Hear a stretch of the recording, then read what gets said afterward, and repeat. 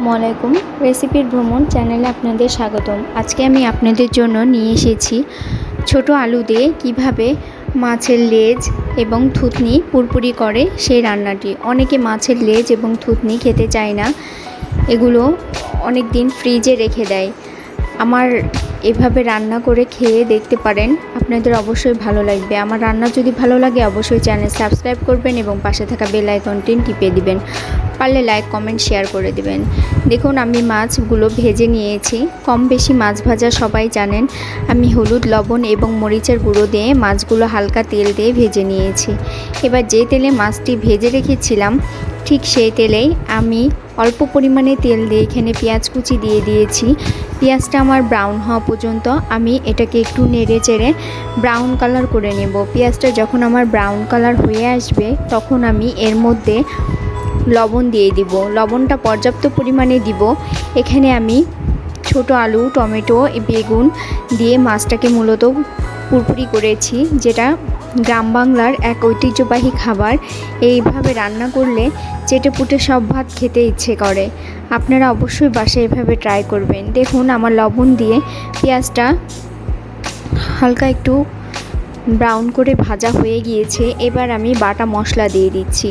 মূলত আমি এখানে হাতে বাটা শুকনো মরিচের গুঁড়ো ব্যবহার করেছি। হাতে বাটা শুকনো মরিচের গুঁড়োর তরকারির অনেক টেস্ট হয়, যা আপনারা হাতে মরিচ বেটে খেয়ে দেখতে পারেন রান্না করে। দেখুন আমি এখানে মরিচ বাটা দিয়ে দিয়েছি 1 চামচ, সাথে দিয়েছি আদা রসুনের পেস্ট 2 চামচ। এখানে পর্যাপ্ত পরিমাণে হলুদ দিয়েছি এবং অল্প পরিমাণে পানি দিয়েছি যাতে আমার মশলাটা নিচে লেগে না আসে। এবার মশলাটাকে ভালো করে আমি কষিয়ে নিব। মশলাটাকে কষানোর জন্য দেখুন আমি নেড়ে চেড়ে মশলাটাকে সম্পূর্ণভাবে মাখিয়ে নিচ্ছি। এবার কিছুক্ষণ অপেক্ষা করব মশলাটা কষানো পর্যন্ত।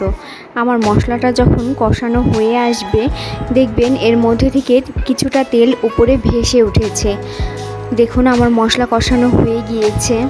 এবার আমি যে আগে থেকে স্লাইস করে কেটে রেখেছিলাম ছোট আলু, মূলত গ্রাম বাংলায় এটাকে দেশি আলু বলে, দেশি আলুটাকে ছোট করে কেটে রেখেছিলাম। সাথে বেগুন কুচি করে দিয়েছি। বেগুনটা আমি চিকন চিকন করে কেটে নিয়েছি। এবার বেগুন এবং ছোট আলু তরকারির সঙ্গে এই মশলাগুলো ভালো করে মিশিয়ে নিচ্ছি।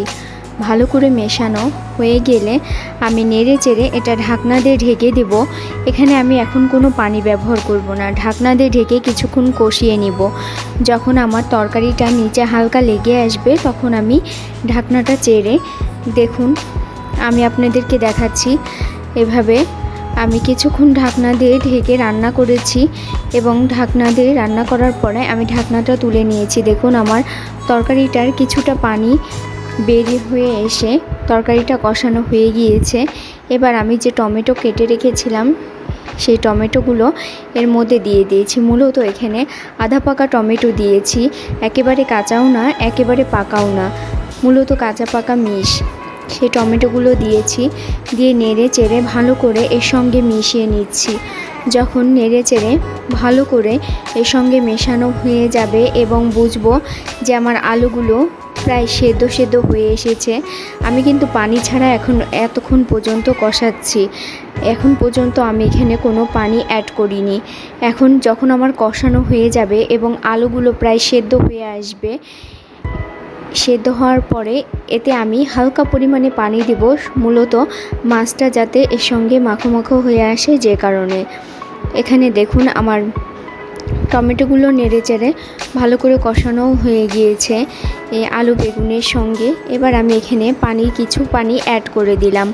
পানি অ্যাড করার পরে আমি নেড়ে চেড়ে এটাকে ভালো করে তরকারির সঙ্গে মিশিয়ে নিব।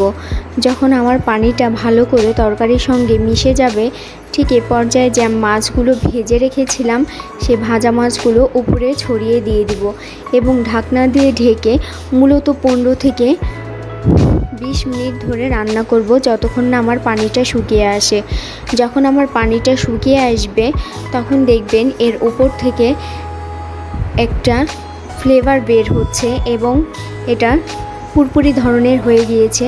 পানিগুলো একদম শুকিয়ে গিয়েছে। দেখুন আমার তরকারিটা প্রায় হয়ে এসেছে। আমি নেড়ে চেড়ে আপনাদেরকে দেখিয়ে দিচ্ছি। আমার তরকারি হয়ে গিয়েছে, আমি এখন চুলা থেকে নামিয়ে আপনাদের সামনে পরিবেশন করছি। Thank you for watching my channel.